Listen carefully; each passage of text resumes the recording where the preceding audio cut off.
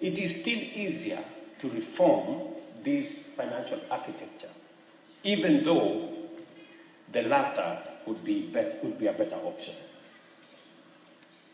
At the heart of the Bretton Woods institution is a fundamental issue. These are shareholder institutions. At the time they were formed, the shareholders were also the primary stakeholders and beneficiaries.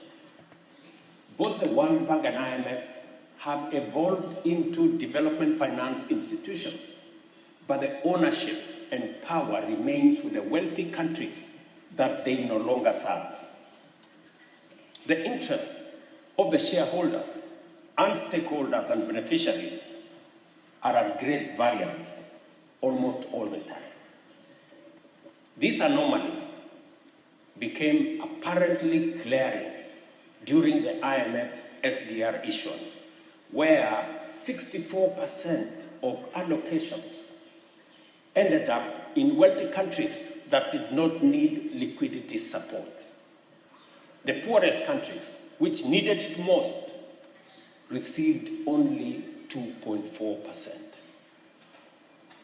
That is the extent of disconnect between the shareholders' interests and the stakeholders and beneficiaries' interests.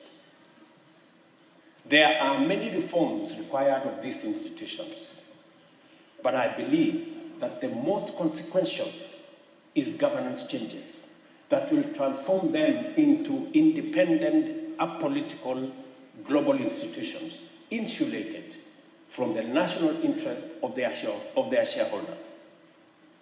And you know what? This requires no more than adopting modern corporate governance best practice. The shareholders should elect directors, and the directors should appoint and supervise competent professional management. Just as simple as that. I believe reform, not abandonment of multilateral system, is the path into the future.